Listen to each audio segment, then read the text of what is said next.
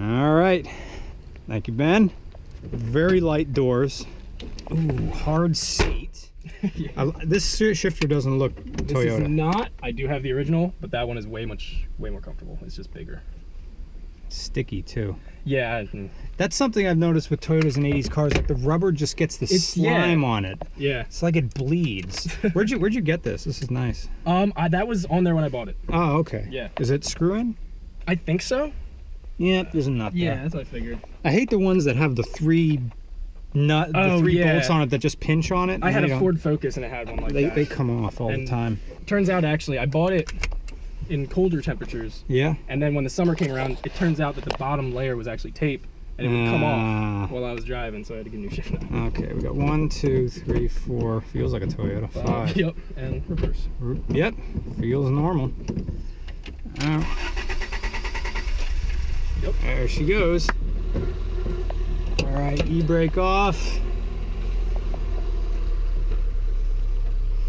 Oh, I love this plastic steering wheel with nothing on it. It'll always be nice. Exactly. It'll never get all cruddy and stuff. Yep. Does this telescope or move up and down? I haven't messed with it, but I do not think so. Anybody coming? I only got the car 2 weeks ago, so I haven't played with it. Don't feel anything down there. This thing may not. Weird. Stuff for the manual, maybe.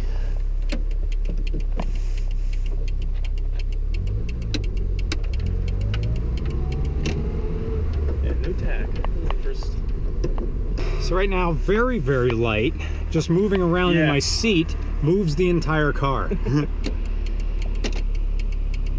Turn signals blink at different speeds. They are LED turn signals. The person who I bought it from replaced them with LEDs. And so the resistance is less and it flashes faster. But oddly enough, the hazards blink at the original speed. Huh. I guess they have their own relay or something, yeah. It's a nice shifter. Yeah. It's a very long throw. It is, yeah. You're like throwing your elbow into the knees of the person in the back seat. If I've ever had anyone in the back seat, I would imagine. Alright, there we go. 1. Oh, it grabs fast. Oh yeah, it's like a brand new. That's foot on the floor. I'll have to show you the Craigslist ad that I took screenshots of. Yeah. Just a huge list of things done in the past 2,000 miles. Oh really? Yeah, I'll get it. Nice. Oh, this window's at a perfect right there. Yep. 4th. Sluggy. Will it take 5th under 40? Nothing much there. 5th gear. Yeah, I just use it to coast. Really. Yeah. Since we're filming this out of order, we haven't even begun shooting the footage yet. I don't know the displacement of the motor. Do you? 1.6. All right. It's not the 4AGE, is it? It is not. Because this is carbureted. 4AG's not carbureted, is it? 4AGs can be carbureted. I don't know in what cars they were. I will go to Wikipedia. I mean, any engine can be carbureted, really. You just get rid of the computer and just fix a carburetor on there. There was this one shot on Jalopnik of some guys in a Lemons race who had some sort of, I forget what it was, but it was a V6, had a plenum on it. Fuel injection system just stopped working and they didn't have time to fix it. So out came a hole saw and epoxy, and they just shoved a carburetor onto the top of this intake manifold, plugged up the MAF, unplugged the computer, and just ran a cable, hooked it up to the pedal, and it worked. Didn't work great, but the carburetor worked. Yeah. How they were getting fuel to it? They would have had to hook it up to the fuel pump, but then they also would have had to be Johnny on the spot with a fuel pressure regulator so that they didn't just overflow the car. Yeah. Because, you know, even tiny electric fuel pumps are push way more pressure than needed. I mean, carburetors take at max 8 psi. That's all of fuel pressure. Okay, yeah. Whereas fuel injectors, what are they? I think my Miata was like 30 or 40. Must be, yeah. And then diesels are crazy high. Oh, yeah. But does this air conditioning work? It has a leak, so no. Okay. But it will if I charge it. Okay.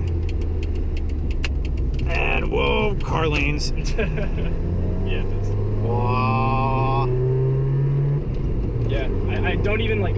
I never drive it this hard because I'm like. Really? Yeah, I'm. Oh, sorry. No, that's fine. Yeah, you can. I have. Like I've tried it, but I'm just like I don't want to. I'm scared to. Where the red line is. Yeah, I've never found out the red line. Well, $30 a AutoZone Sun Pro TAC solves that problem. Yeah.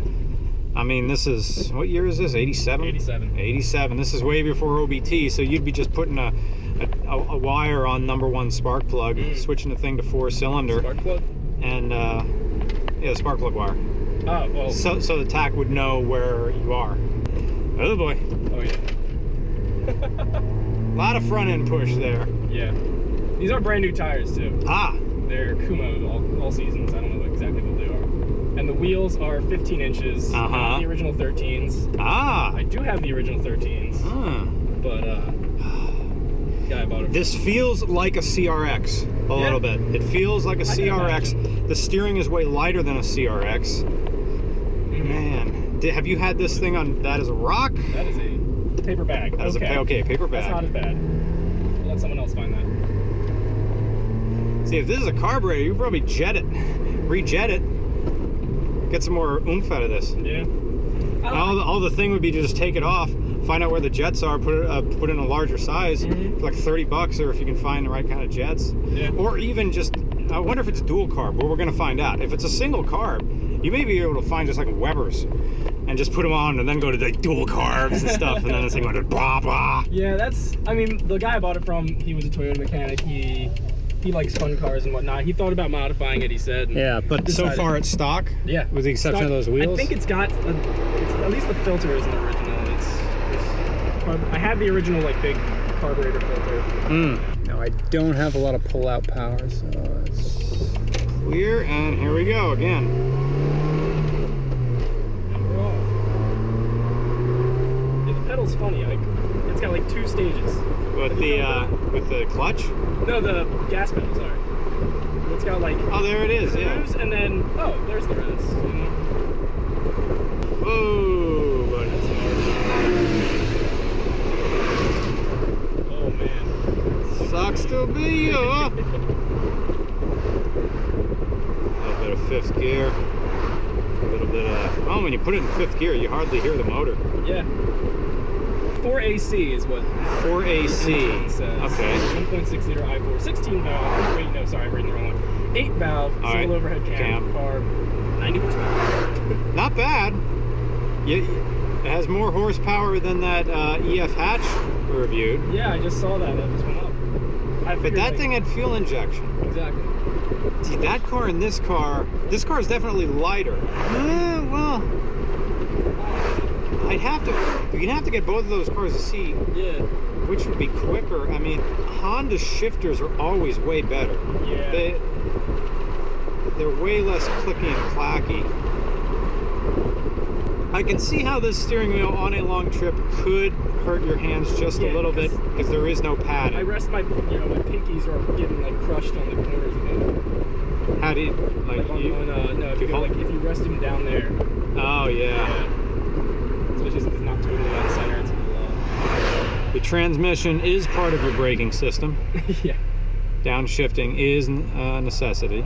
Yeah, I think at some point, because there is the FX16, which is fuel injected. It does have discs all around. I might swap the rears out for discs because right now they are drums. So this would have been the direct competitor to the Civic. Yeah. So is the interior better than a Civic? And the answer is no. It's not. It's hard, plasticky more. Although maybe this thing would have it beat at price point. Original purchase price of the Civic, we remembered, was $6,000. I don't know how much the camera can hear. I gotta do this again. Original price of the Civic was $6,900 or something like that. Would this have beat it? I mean, it's just a Spartan.